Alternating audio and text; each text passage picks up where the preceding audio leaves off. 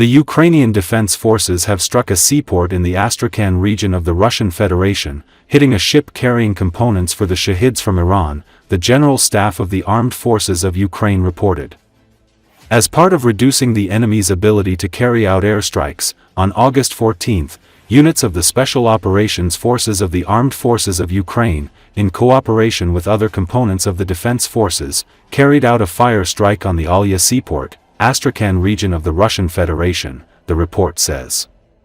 The operation by the Ukrainian Special Operations Forces, carried out in coordination with other branches of the Defense Forces, was aimed at reducing the enemy's ability to carry out airstrikes against Ukraine. Russia uses the Olya port as an important logistics hub for the supply of military goods from Iran, the Ukrainian military said in a statement. The Russian seaport of Olya is located in the village of Olya, the Lymansky district of the Astrakhan region. The facility is situated in the delta of the Volga River, which flows into the Caspian Sea. Last September, the U.S. Treasury and State Department imposed sanctions on ships and companies it said were involved in supplying Moscow with Iranian weapons. Terminals and ports comprised 7% of Ukraine's successful strikes on Russian territory since the beginning of 2025, the Ukrainian military said. Most of the Ukrainian deep strikes took place over a range between 200 and 1,000 kilometers, it added. Ukraine estimated that its strikes dealt $74.1 billion in damages this year, but did not provide details on its calculations. On November 6 last year, a Ukrainian strike drone hit a missile boat of the Caspian flotilla of the Russian Navy at the naval base in Kaspiask. The drone traveled approximately 1,500 kilometers from the Ukrainian border to reach its target.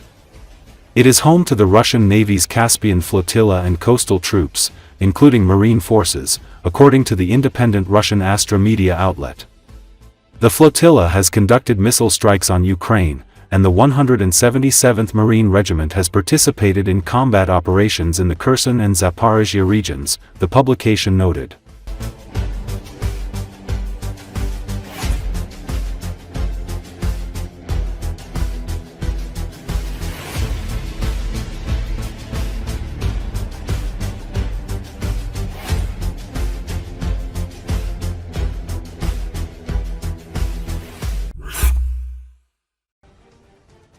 Recently, it's been a bad few days for the Russian Navy, as the Ukrainian campaign has been reinforced by nature and even the Russians' own incompetence. Spanning from the Black Sea and St. Petersburg to the Far East, Russian naval power and projection is falling apart at the seams.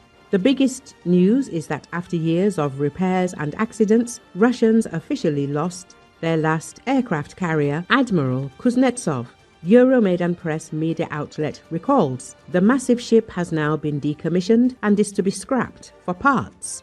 The main reason for this is that the ship spent most of its service life in port and under repairs, and the ability of the Russian military to maintain an expensive and very vulnerable aircraft carrier has disappeared. Western naval analysts joke that when the boat was not on fire, the massive smoke plume from its diesel exhaust made it seem like it was.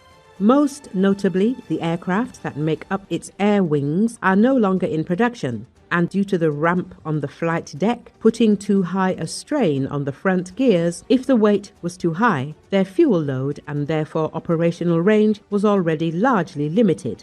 The list of incidents during its service is also long, with a few notable examples being the approximately 300,000-ton oil spill onto the Irish coast, 5 of its jets crashing into the ocean during operations as the arresting wires kept snapping, or they simply ran out of fuel, and several crew members dying because of the water filtration system's failure during its maiden voyage.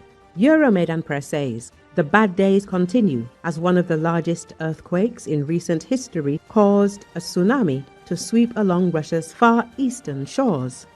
Recently realized satellite footage shows extensive damage to Russia's 2 main naval bases here, one of which houses a large part of Russia's nuclear submarine fleet, with the submarines visibly missing from the photos and possibly under repair. Additionally, the Russian Academy of Sciences reports that the southern part of Kamchatka shifted 2 whole meters to the southeast as a result of the earthquake, causing speculations of much larger damage to Russian naval facilities not visible from satellite footage.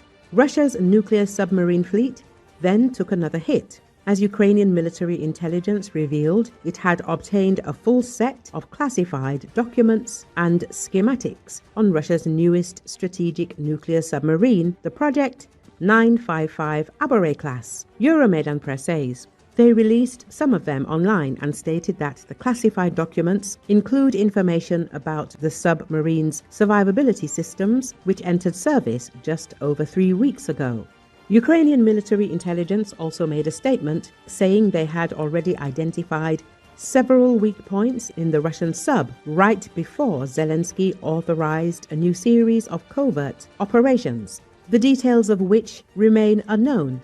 Euromaidan Press recalls extensive damage to its military bases and possibly also vessels on the Pacific coast results in a series of deterioration of both its regional influence and strategic deterrence capabilities. Ukraine, having found weaknesses in the new Russian submarine's defenses through classified documents and the news of additional covert operations being in the works, only exacerbates this effect.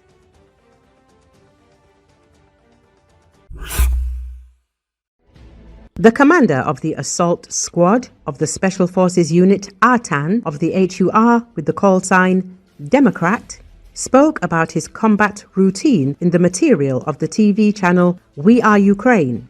The intelligence officer said that he entered the military academy back in 2019, which he graduated 5 years later. The HUR officer noted that immediately after graduation in 2024, he went on his first special operation in the Kharkiv region. The Special Forces consolidated their position in Lipovtsy, but after that the enemy launched artillery strikes for 10 minutes. A message came over the radio from a nearby observation post about the death of Democrat's friend. We studied together, constantly communicated, played sports. The 22-year-old officer recalled in a conversation with journalist Tatiana Demuk. The intelligence officer did not have time for psychological recovery. The next special operation followed in the Zaporizhia region. The task was to cross the bridge, engage in battle, and take prisoners, noted Democrat. The intelligence officer called the capture of the occupiers a small special operation which had to be discussed in whispers in each other's ears, with gestures and by writing down options in notebooks. Both prisoners can be seen in the video. One of them has the call sign Ampere. The commander of the assault squad admitted to his interlocutor that he was ready to serve until retirement. I like being an officer and a leader, the military man summed up. Recall recently the units of the 425th Separate Assault Regiment Skala managed to capture 32 Russian servicemen in a week. According to the regiment, the prisoners were Russian soldiers who were preparing to conduct assault operations on the positions of Ukrainian defenders. When asked why they went to fight against Ukraine, each of them began to make up their own excuses, telling about the poor attitude of their commanders and that they had been deceived and ignorantly sent to the front. Despite these explanations, the captured Russian soldiers have now become those who will potentially replenish the exchange fund and allow for exchange of Ukrainian defenders in the future. It should be noted that as of today, the 425th Separate Assault Regiment Skala is operating in the Kharkiv region, where it is destroying Russian invaders who are trying to seize Ukrainian territory. In addition, recently, the soldiers of the 425th Separate Assault Regiment Skala conducted assault operations near the village of Milov in the Kharkiv region.